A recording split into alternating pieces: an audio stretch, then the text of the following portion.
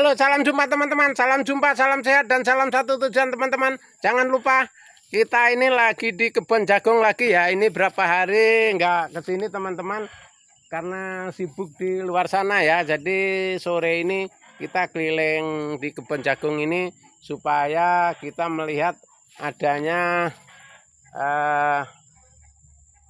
hama-hama yang tidak diduga ya, kayak kebun tadi yang kebun sebelah sana ya agak rusak juga ya.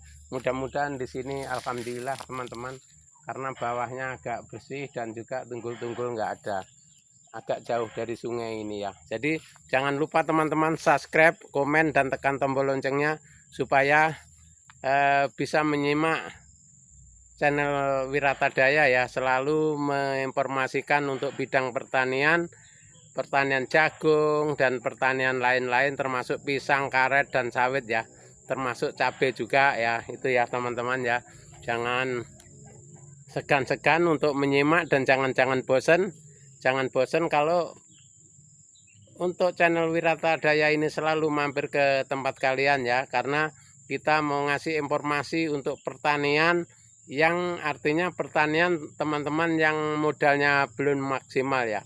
Karena kita teman-teman petani ini teman-teman banyak yang nggak punya modal juga ya, ada yang punya modal. Jadi teman-teman kita yang modalnya kecil jangan putus asa, yang modalnya besar jangan bangga, kan gitu ya.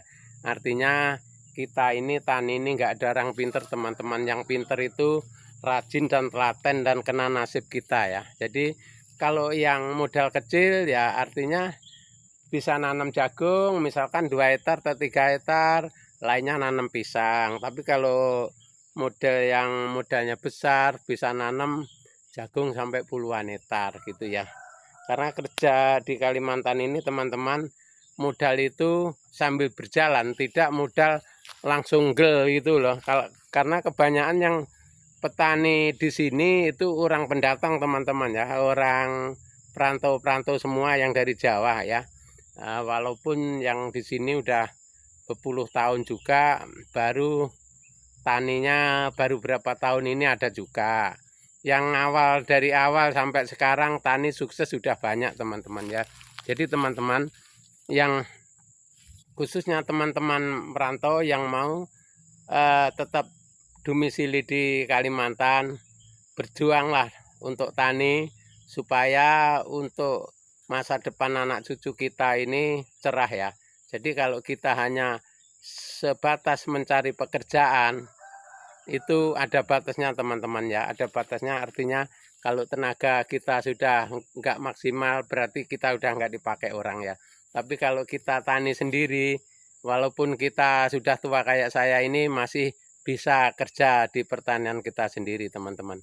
Tapi kalau sudah kayak kita ini kerja di perusahaan nggak bisa, kerja di mana-mana udah nggak bisa teman-teman, selain tani.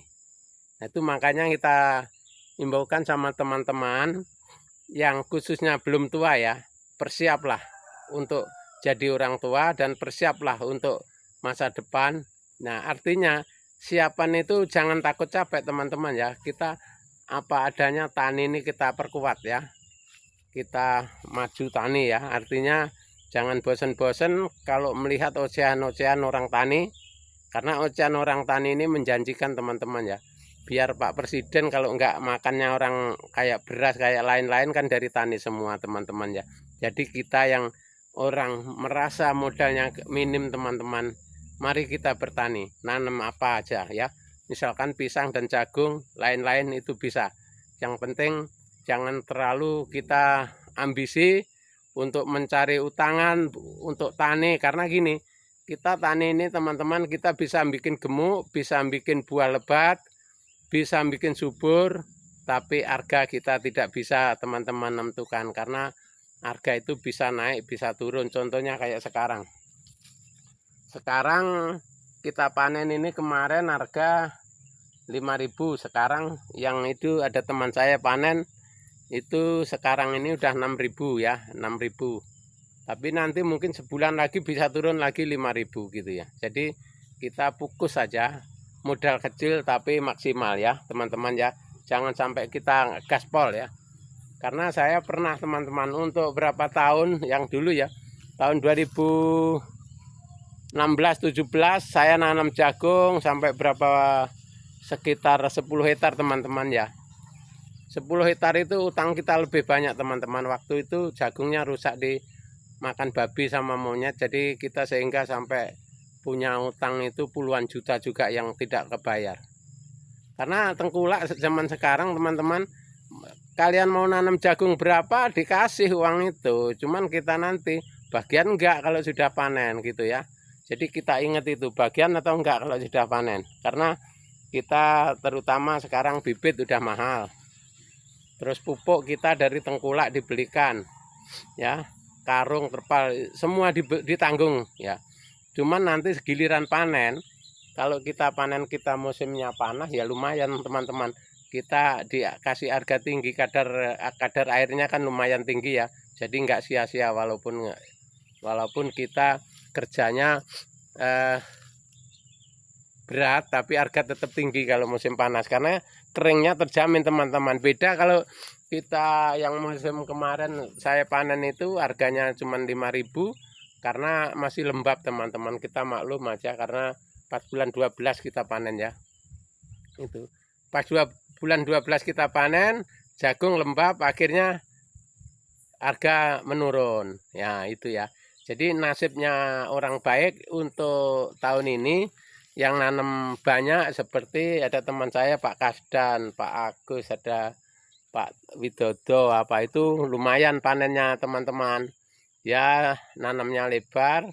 Pas sekarang ini pas kayak punya kayak ini sudah kering udah kering rambut ya, kita sudah bisa cepat panen. Kalau udah kering rambut paling-paling sebulan setengah lagi sudah bisa panen. Oke, terima kasih teman-teman, semoga bermanfaat. Sampai jumpa di video kita yang akan datang.